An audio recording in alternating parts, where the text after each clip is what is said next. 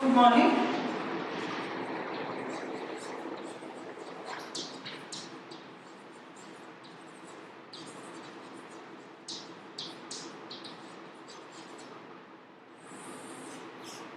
We see a number of changes around us. Some of the changes are irreversible and they are temporary.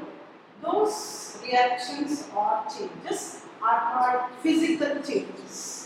For example, the changing of water to ice when frozen or changing of water to its vapor when heated. This is a physical change. But when we expose iron to moist air, the surface gets corroded. With color, there is a change in the color due to the formation of iron oxide. This is a permanent change and usually irreversible. So, this change is called a chemical change, and there are so many reactions around us which we can give a number of examples. Changing of milk to curds, fermentation process is also an example for chemical reaction. Chemical reactions can be written in the form of a statement. The statement, which is written in a symbolic way by dividing it into two parts, that is the left hand side, which contains the chemical substances that take part in a reaction called the reactants, followed by an arrow mark, and the change, after the change, whatever product we get, if it is written in the form of the chemical formula, we call it an equation. For example, hydrogen combines with oxygen to give water.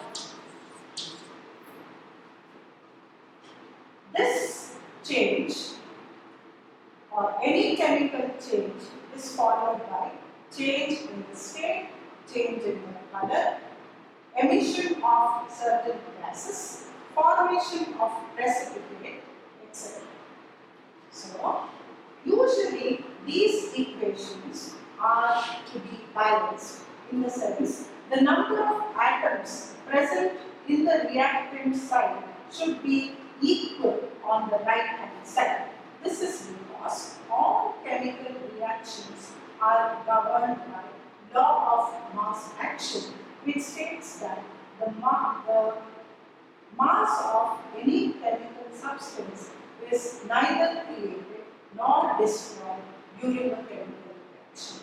So, it is very much necessary to keep the equations balanced. So, here we are going to, whatever number we are going to add, we are going to add it on the left hand side of the compound. So, hydrogen, there are two atoms of hydrogen combining with two atoms of oxygen, but here, according to the formula, it is H2O. To balance oxygen, we have to add 2, but hydrogen becomes 4, so we can add 2 on the other side. So, this is how we balance the equation.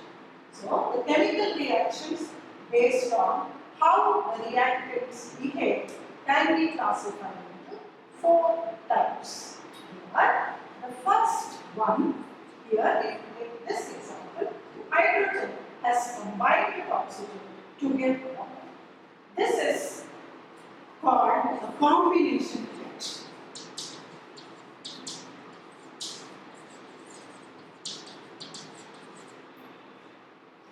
The opposite of this, that is, if water is split by the process of electrolysis, we get hydrogen and oxygen.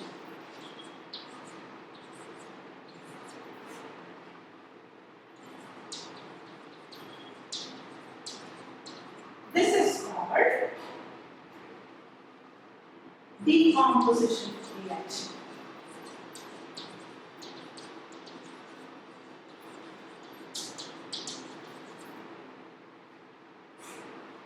Similarly, we have two other types of reaction where usually metals have the capacity to remove hydrogen from acids. For example, when magnesium is added to HCl, we get hydrogen as one of the products and magnesium chloride is formed. So, here magnesium is replacing hydrogen from the acid.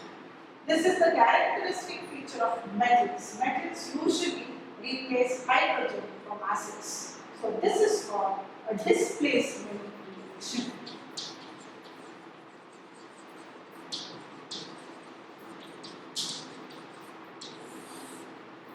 In some reactions, like for example, reaction of sodium chloride with silver nitrate, both of them are ionic compounds. So, these ions get exchanged twice to form sodium nitrate plus silver chloride.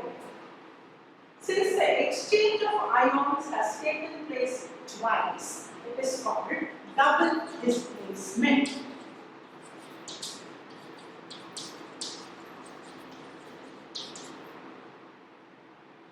Some reactions also involve heat exchange. Some reactions involve absorption of heat from the surrounding. Usually, the photosynthesis reaction, it absorbs sunlight. So this is an example for endothermic reaction.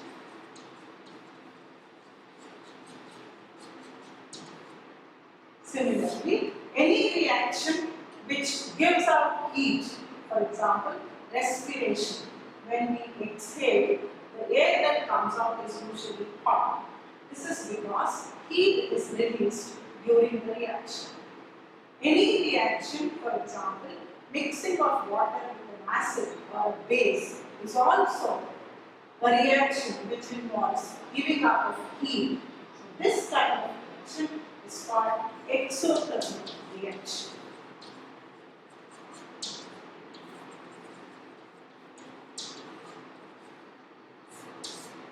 And of course, one more very important type of reaction that we come across in the daily life is the addition of oxygen.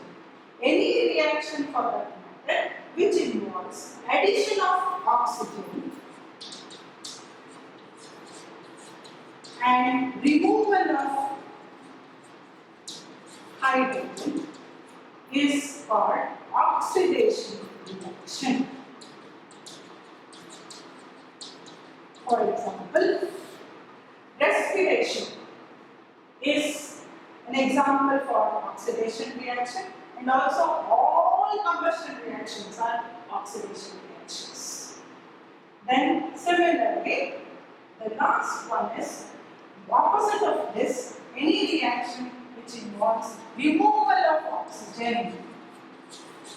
Removal of oxygen from the reaction is called reduction reaction. Reduction. A classic example for the reduction reaction is photosynthesis, where carbon dioxide combines with oxygen to form carbohydrate and oxygen is released. So these are the various kinds of chemical reactions that we come across in our daily life.